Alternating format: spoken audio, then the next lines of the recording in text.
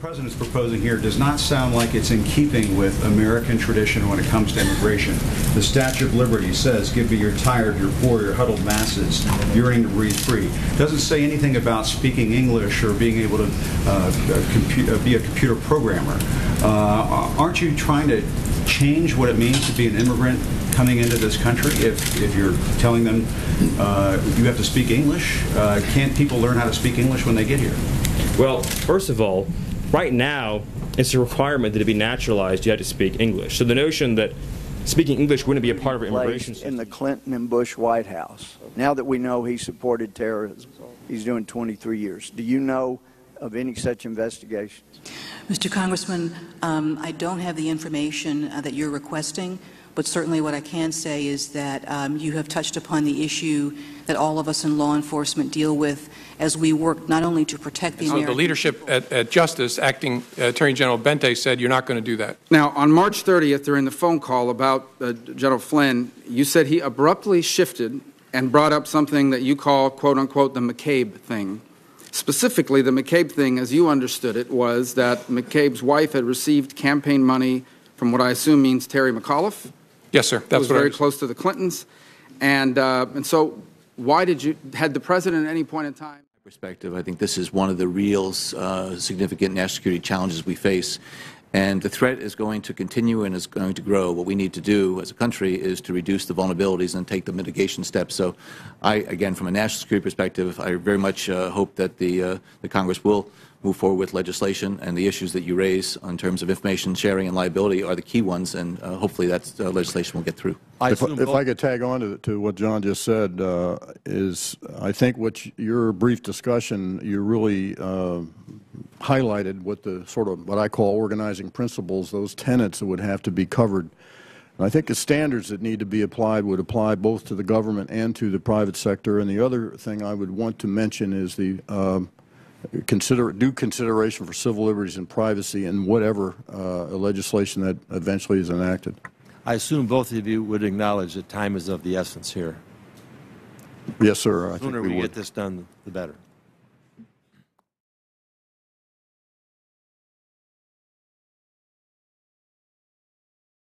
Thank you, Mr. Chairman.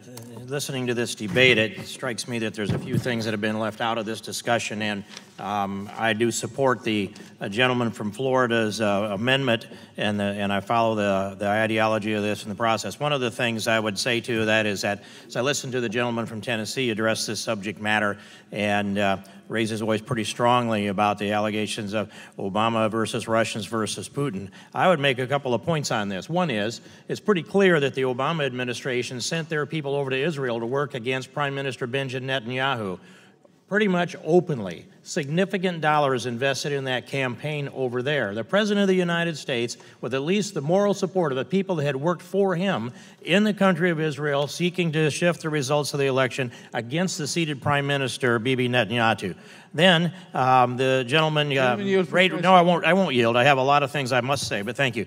Then the gentleman did object to U.S. tax dollars being used.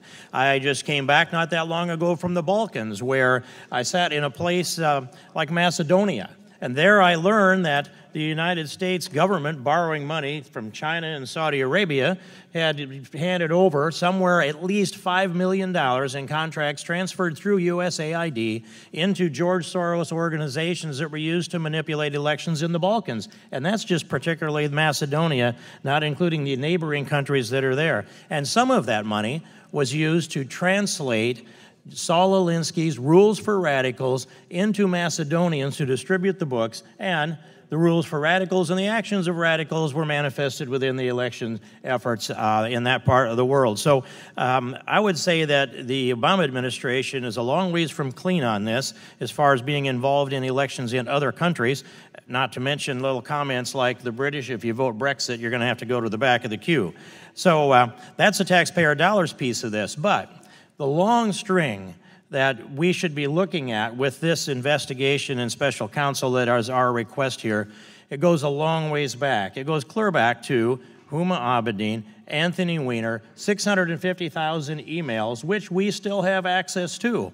And the question that was answered to us by James Comey, which is there was nothing to see there. We did a fast software search of 650,000 emails, and in the case of COMEY and Abedin and Anthony Weiner sharing laptop and sharing emails, there was nothing new in 650,000 emails. And what we've done in this Congress so far is just taken his word for that.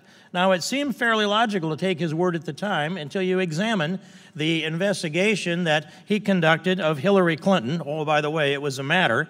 The investigation that had Cheryl Mills, her chief of staff, as her chief counsel in the room with Hillary Clinton, and both of them had a plea bargain of some kind. They were exempted from prosecution for some by limited terms, but in any case, when you have this chief of staff who's the subject of investigation too, they're as counsel to the person who is the subject of the investigation, and we ask under oath, and I ask these questions of Comey, or of Loretta Lynch and Comey under oath, and that is, where's the copy of the transcript? Where's the audio files? Where's the video files? Who was in the room?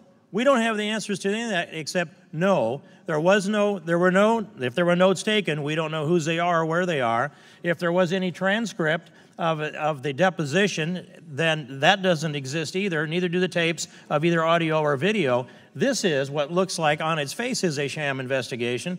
Plus, they destroyed a tremendous amount of information, at least 30,000 emails, crushed hard drives, bought bleach bit, hired outside contractors to scrub the emails up, and we're to take James Comey's word for this, that there wasn't enough substance there to bring a prosecution, even though on a year ago, July 5th, James Comey delivered 15 minutes of the summary of a prosecution that was completely convincing to me, until they got down to the last couple sentences of that presentation, which is, well, we can't prove intent.